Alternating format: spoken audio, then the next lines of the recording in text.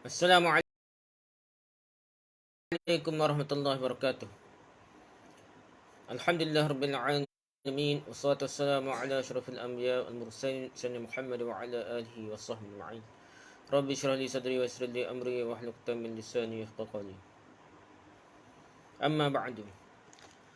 Kita sambung balik kitab kita ni, tanya jawab lengkap tentang agama dan kehidupan oleh Syekh Dr. Ahmad Syarbasi, Syekhul Azhar Mesir.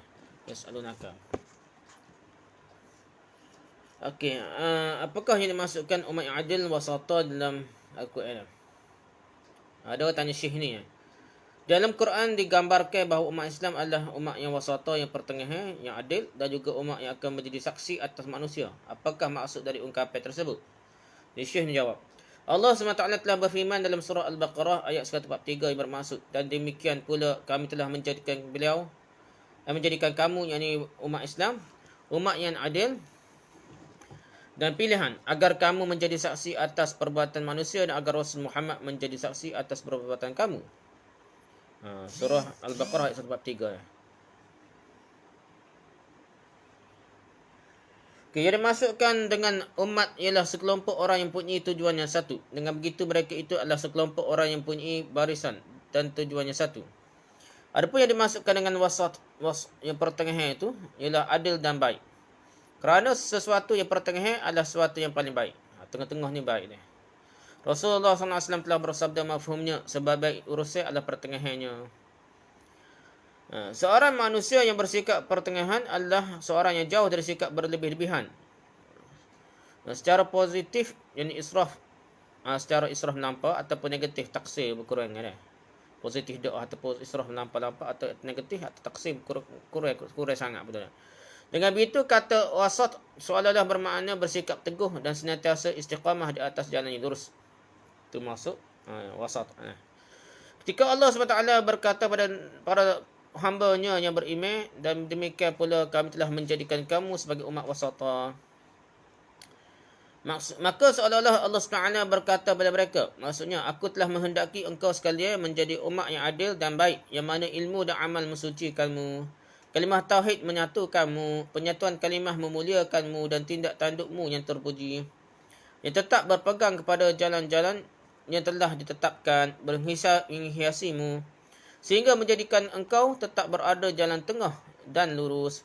Mereka senantiasa bangkit melaksanakan segala kewajipan, menjauhi segala larangan, dan Allah SWT senantiasa memberikan petunjuk dan bantuan kepada mereka dari belakang. Itu maksud hak panjang huraya dia tentang Allah menjadikan kita ni umat yang sederhana. Umat Nabi Muhammad ni umat wasata. Okay. Kemudian Allah SWT berkata, maksudnya agar kamu menjadi saksi atas perbuatan manusia. Maksud juga apa? Kesaksian adalah suatu kedudukan yang penting dan mulia, kerana pada kesaksian itulah hukum seorang manusia atas yang lainnya, baik dalam masalah agama maupun amal perbuatannya, dapat diterima. Rasulullah SAW bersabda mafhumnya, barang siapa yang kamu puji akan kebaikannya, maka dia wajib masuk syurga. Dan barang siapa yang kau cela kerana kejahatannya, maka dia wajib masuk neraka. Engkau adalah saksi-saksi Allah di muka bumi. Engkau adalah saksi-saksi Allah di muka bumi.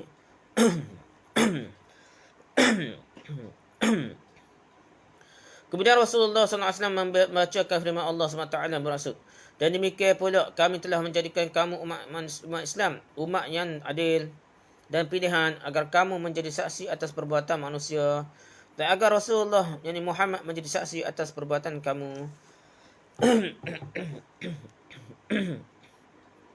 Kesaksian menuntut bahawa orang yang memberikan kesaksian mestilah orang yang punya kelayakan untuk itu dan mampu melakukannya dengan baik. Dengan demikian dia mestilah seorang yang adil dan utama. Dia mestilah mempunyai keutamaan atas orang yang lain. Dengan begitu dia orang yang lebih berhak memberikan kesaksian sebelum orang yang lain. Jadi kalau kita jadi saksi pun orang itu biar jujur lah. Nah, orang jamin ke orang saksi tu orang boleh dipercayai, orang jujur lah. Begitu juga dalam saksi tentang kebenaran ni, agama yang benar apa, amalan kehidupan yang benar, ajaran hidup yang benar, maka Islam lah, orang Islam lah, umat Nabi Muhammad SAW lah jadi saksi ni. Hak ni hak betul lah. Adapun kesaksian umat Islam atas umat lainnya itu mempunyai erti yang begitu penting. Iaitu bahawa umat Islam bertindak sebagai pemimpin bagi umat-umat yang lain. Tauhid yang paling jelas, tauhid. umat Nabi Muhammad hal lain tu mudah. Pasal kita lebih tegah takut menyekat perkara-perkara satu zara'ah, perkara-perkara yang boleh membawa syirik. Dan dengan begitu umat Islam harus mempunyai jalan dan juga aturan-aturan yang kokoh. Umat Islam adalah umat yang diinginkan oleh Allah SWT dengan segenap perbuatan dan keutamaan-keutamaannya sebagai umat yang berbeza dan menonjol di antara umat-umat yang lain. Jadi umat Islam ni paling menonjol daripada umat Yahudi ke Nasrani. Hak lain, hak syirik lagi dah. Satu umat yang tidak diselimuti dengan cacat dan kelemahan. Kerana orang yang tidak memiliki sesuatu tidak akan mendapat memberikan sesuatu itu. Demikianlah kata orang-orang terdahulu.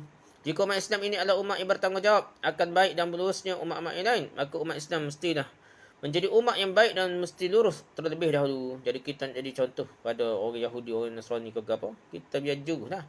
Jangan orang tengok akhlak orang Islam, tak juru, tak boleh buat contoh dah. Dengan begitu dia akan menjadi seperti yang dikehendaki oleh Allah SWT, iaitu sebagai umat yang adil di antara semua urusan, tidak bersifat melampau semua tengah-tengah. Kerana kelak Allah Rasulullah SAW akan memberikan kesaksian atas mereka. Untuk itulah Al-Quran mengatakan agar Rasul Muhammad menjadi saksi atas perbuatan kamu. Artinya Rasulullah SAW bersaksi bahawa dirinya telah menyampaikan risalah dan menunaikan amanah. Dan dia juga bersaksi akan keimanan orang yang telah memenuhi panggilannya, menerima petunjuknya dan bersikap istiqamah terhadap ajaran yang dibawanya.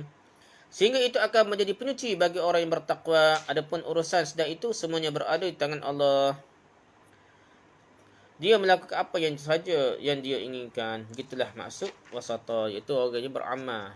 Orang yang jadi contoh pada umat lain dan di pertengahan, tidak melampau. Tidak kurang sangat, tidak melampau dah. Tidak penuh agama lah, dengan betul jalan lurus. Okay, lepas tu as-saihun dalam Quran. Ada orang tanya Syekh, apakah makna dari kata saihun yang ada dalam Quran? Syekh ni jawab dia. Kata saihun yang ni orang yang berpergian. Saihun ni orang-orang yang berpergian. Dapat kita temukan dalam surah At-Taubah ayat 111 hingga 112. Maksudnya, sungguhnya Allah telah membeli dari orang mukmin diri dan harta mereka dengan memberikan syurga untuk mereka. Mereka berperang pada jalan Allah, lalu mereka membunuh atau terbunuh. Itu telah menjadi janji yang benar dari Allah di dalam Taurat, Injil dan Al-Quran. Dan siapakah yang lebih mendapati janjinya selain daripada Allah? Maka bergembiralah kamu dengan jual beli yang telah kamu lakukan itu. Dan itulah kemenangan yang besar. Mereka itu adalah orang yang bertaubat dan yang beribadah, yang memuji Allah, saihun yang pelawat, yang melawat, yang rokok, sujud, menyuruh berbuat ma'ruf dan mencegah berbuat yang mungkar, dan melihara hukum-hukum Allah, dan gembirakanlah orang yang mukmin itu. Dari situ ada saihun, iaitu kata maksudnya yang melawat, yang berpergian melawat. Bentuk kata madah siyahah, berjana atau berpergian, dapat kita temukan ada 3 tempat dalam Al-Quran. Al-Quran ada 3 tempat. Tempat pertama adalah pada ayat tersebut. Adapun tempat yang kedua pada surah Al-Baqarah ayat 2 yang bermaksudnya.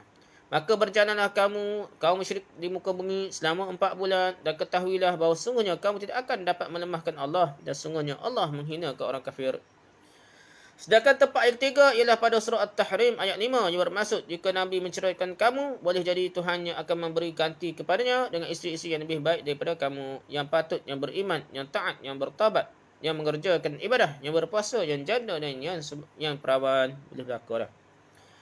Jika kita merujuk pada kitab-kitab kamus, kita akan mendapatkan bahawa yang dimaksudkan dengan siyahah ialah berjalan atau berpergian di muka bumi dan jauh dari kota dan tempat pemukiman, dengan hanya memiliki sedikit makanan dan minuman. Ditambah lagi, hanya sedikit makanan dan minuman, bekalai sikit benar.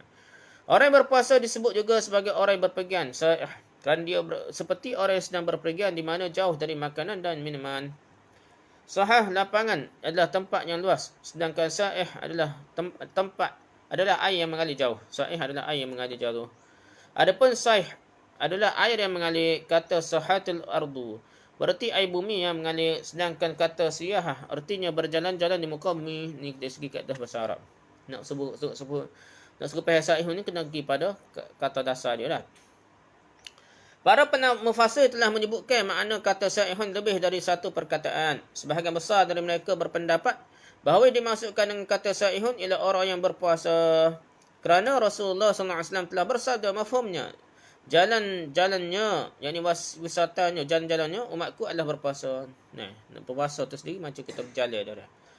Mungkin yang menjadi sebabnya kerana puasa ada dua macam. Pertama, puasa hakiki. Yang kedua, iaitu puasa meninggalkan makan, minum dan seks. Dan yang kedua ada puasa hukmi, iaitu menjaga anggota tubuh. Seperti pendengaran, penglihatan, lisan dari perbuatan maksiat. Sa'ihun ada orang yang melaksanakan bentuk puasa yang kedua, bukan yang pertama. Itu maksud sa'ihun ni kata puasa jaga daripada maksiat, jaga daripada benda tak molek. Itu dikira puasa sa'ihun. Bukan sekadar meninggalkan makan minum dan setubuh dah. Sedangkan sebahagian mufasir yang lain berpendapat bahawa dimasukkan dengan sa'ihun di dalam ayat di atas adalah orang yang berperang dan berjuang di jalan Allah.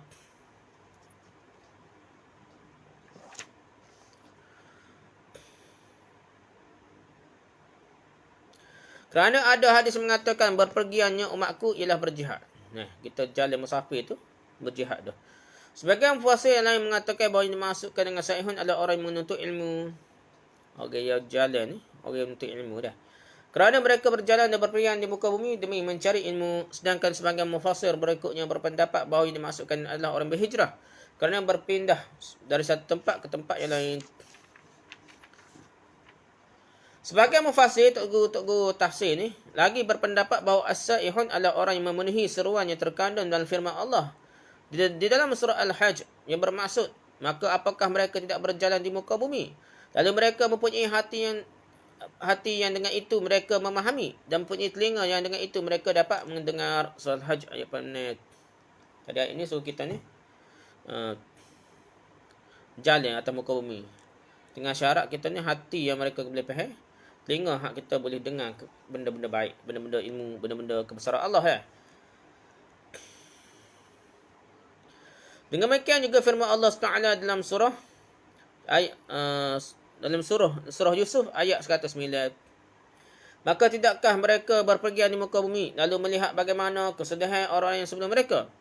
Dan demikian juga firman Allah SWT dalam surah Al-An'am ayat 11, katakanlah berjalanlah di muka bumi.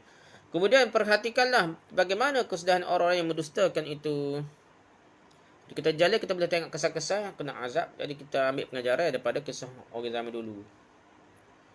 Selanjutnya dalam surah Al-Ankabut ayat 20, katakanlah berjalanlah di muka bumi, maka perhatikanlah bagaimana Allah menciptakan manusia dari permulaannya. Jalan-jalan ni kita baru tidak fokus kepada dunia tempat kita. Kita lebih banyaklah kita boleh berfikir gitulah sebab dia lah.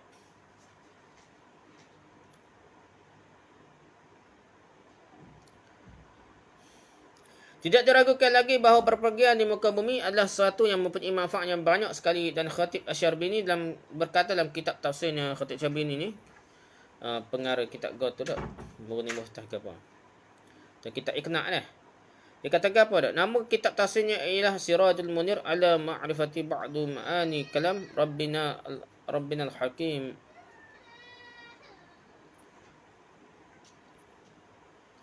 Rabbina al-Hakimil Khabir. Adapun penulis kitab tafsir tersebut ialah Muhammad Syarbin Al-Khatib Asy-Syafi'i. Dia telah menulis kitab tafsirnya itu sejak tahun 961 Hijrah lagi, nama dah. Hijrah lagi. Berpergian di muka bumi adalah perkara besar dalam usaha penyempurnaan diri. Kerana dalam melakukan perpergian di muka bumi, seorang akan menjumpai orang-orang utama yang bermacam-macam, di mana dia dapat mengambil manfaat tertentu dari masing-masing mereka. Terkadang dalam perjalanan mereka juga menjumpai orang besar, sehingga dengan itu mereka merasa rendah di hadapannya. Terkadang juga dalam perjalanan mereka sampai ke madrasah dan kemudian mereka mengambil manfaat dalamnya. Begitu juga terkadang mereka menemukan berbagai perbezaan keadaan para penduduk dunia disebabkan hal tertentu khusus yang telah Allah ciptakan bagi mereka. Secara keseluruhannya dapatlah dikatakan bahawa perjalanan mempunyai pengaruh yang kuat dalam masalah agama. Kalau kita musafir, kita cari ilmu ke apa, ataupun kita jalan biasa pun, sebenarnya kita boleh praktik jamak qasar lagi. Dan kita boleh tengok kebesaran Allah SWT. Macam-macam lah. Jadi sa'ihun tu penting jenis jalannya. Penafsiran as-sa'ihun sebagai orang yang melakukan perjalanan dari satu tempat ke tempat yang lain adalah penafsiran yang tepat dalam hal ini. Terkadang ada sekelompok orang yang melontar kekritikan terhadap pendapat ini, di mana mereka berkata bahawa hadis Rasulullah SAW berkata tidak ada perjalanan jalan Islam Kritikan tersebut dijawab dengan kata-kata sebagaimana yang dikatakan oleh Ibn Asir bahawa berpergian dimasukkan adalah pemusnahan duri,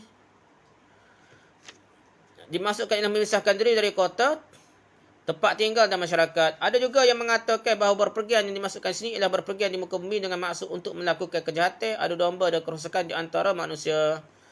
Sebagaimana telah dikatakan oleh Allah SWT dalam surah Al-Baqarah ayat 25 yang bermaksud, dan apabila ia berpaling dari mukamu, dia berjalan di bumi untuk mengadakan kerosakan padanya dan merosak tanaman-tanaman dan binatang ternak, dan Allah tidak menyukai kebinasaan. Ada juga jalan nak khianat dah. Imam Ali bin Abi Talib radhiyallahu mengatakan, mendukung pendapat di atas tak kalian berikan pujian kepada orang-orang yang soleh. Imam Ali radhiyallahu berkata tentang mereka itulah para penerang kegelapan. Mereka itu bukanlah orang yang suka membuka rahsia dan melakukan kejahatan di muka bumi dengan membawa keburukan, fitnah dan kerosakan di antara manusia. Artinya mereka sebagai para pemimpin orang yang bertakwa adalah orang yang menerangi manusia dengan perilaku akhlak mereka di dalam kehidupan mereka. Mereka tidak suka membuka dan menyiarkan rahsia dan juga tidak suka menyebarkan kerosakan di antara hamba. Kalau pengen jujur, perangai akhlak mulia, jadi nak jadi wali Allah gitu sifat dia, bukan gila kau si saokok kau si tak dah. Tapi akhlak dia jujur sangat dah. Ada orang yang mengkritik dengan mengatakan bahawa yang dimasukkan dalam hadis di atas adalah perjalanan umat ini ialah puasa. Di sini tidak ada sesuatu yang perlu dipertimbangkan.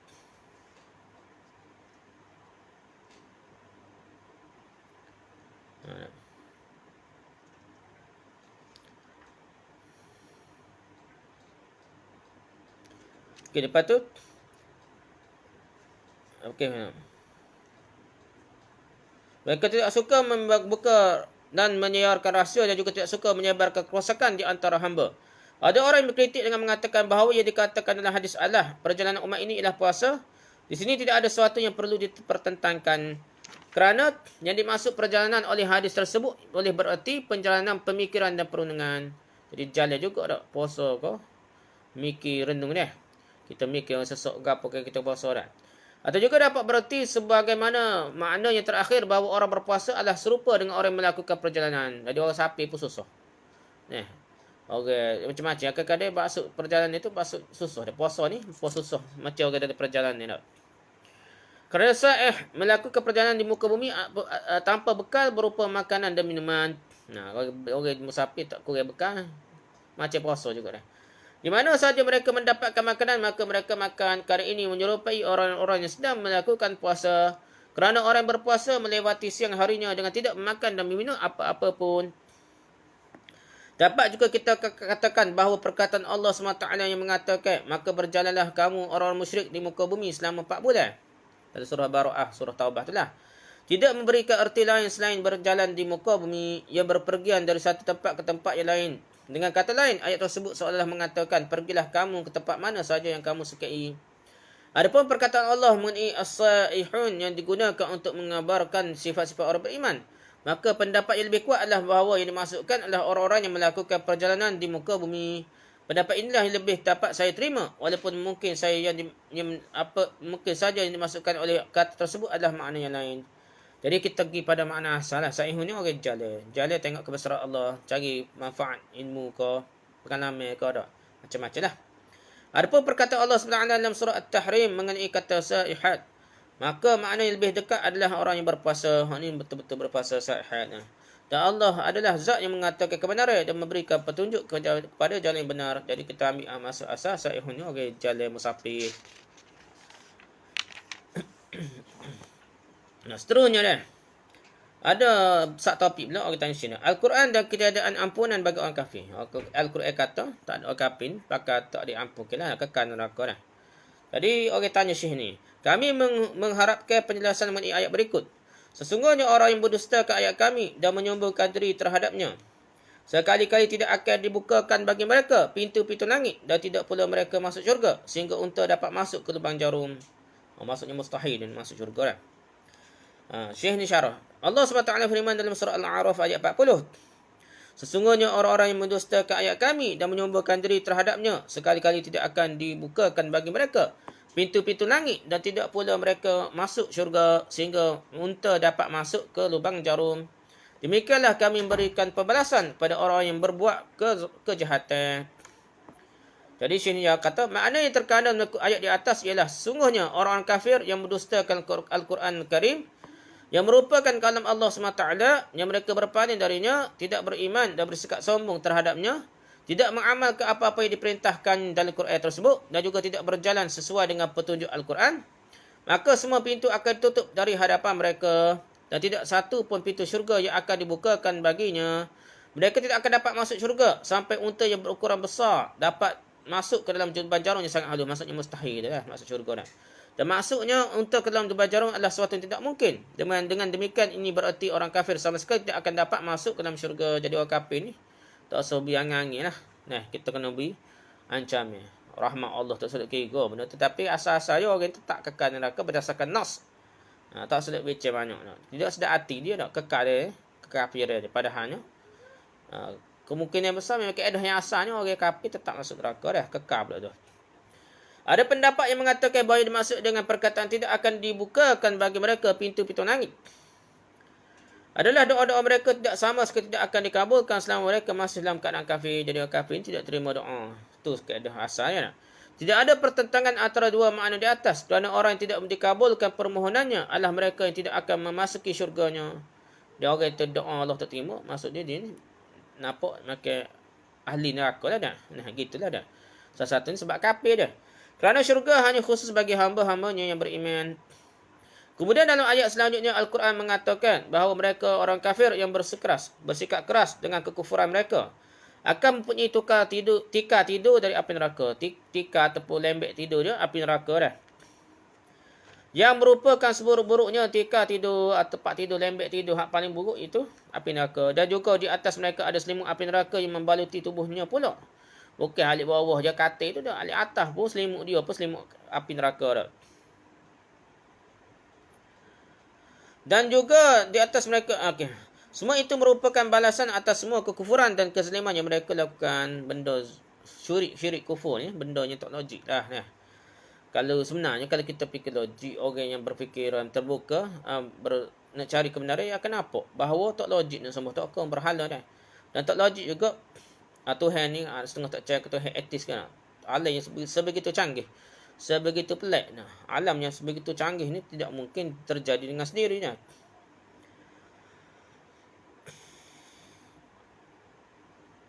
Okey. Ini merupakan hukum ilahi yang adil yang mengingatkan kita akan apa yang terkandung dalam surah An-Nisa ayat 115 dan 116 yang bermaksud. Dan barang siapa yang menentang Rasul sudah jelas kebenaran baginya dan mengikuti jalan yang bukan jalan orang-orang mukmin, kami biarkan dia berkuasa terhadap kesihatan yang telah dikuasainya itu. Dia berkuasa tapi berkuasa dalam kesihatan. Lalu kami masukkan dia ke dalam Jahannam, neraka Jahannam. Dan Jahannam itu adalah seburuk-buruknya tempat kembali. Sesungguhnya Allah tidak akan memberi ampunan, sesungguhnya Allah tidak akan mengampuni dosa mempersekutukan sesuatu dengan dia, dan dia mengampuni dosa selain syirik bagi siapa sahaja yang dikehendakinya. Barang siapa yang persekutukan sesuatu dengan Allah, maka sungguhnya dia telah tersesat sejauh-jauhnya. Jadi keadaan hasannya ijma' ahli sunnah wal jamaah kafir kekal neraka. Masalah bincang-bincang atas rahmat Allah ke gapo, maksudnya zaman fatrah mukpok Nabi gapo tu tak usah bincang mana lah. Waktu kita kira keadaan yang rahmat Allah boleh neraka dah. Tapi keadaan asal di Quran jelas bahawa kafir ni kekal neraka. Boleh kecik banyaknya dah. Hal lain tu tak usah kalau kita takut salah ke tak usah bincang. Keadaan asalnya orang kafir ni kekal neraka. Tak usah sedap hati dia lah. Muat baik masuk syurga lagi. Muat baik setang mana pasal mu ada kunci syurga ni tak boleh. Kunci syurga, nak kunci syurga ni sekurang-kurangnya ialah syahadah la ilaha illallah Muhammadur Rasulullah. Nah, para ulama mengatakan bahawa pada hari kiamat orang-orang kafir akan kekal berada dalam neraka. Kerana setelah kufur tidak ada dosa yang lebih besar lagi. Jadi kufur tu paling jahat, paling besar dosa. Kerana menafikan tauhid Allah ni. Allah punya hebat wa alam ni tak berasa Allah ada, Allah wujud.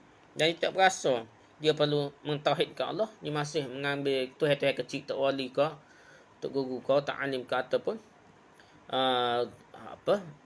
rijalul ghaib ke, wali bulia bil mulkan ke, iaitu dia sebagai Tuhan. Itu maksudnya orang kafir-kafir ni tidak akan masuk syurga lah, keadaan hasan lah. Kita mohon kepada Allah supaya kita dihidupkan, dimatikan dalam keimanan. Sungguhnya hanya Allah zat pemberi taufik. Jadi itu ijma' dah, keadaan hasan dah. Dia orang kafir masuk neraka, tak sedut cedek dah, tak sedut angin-angin masuk syurga. Biar tauhid tu nombor satu. Tak logik dah. Tuhan buatmu comel-comel.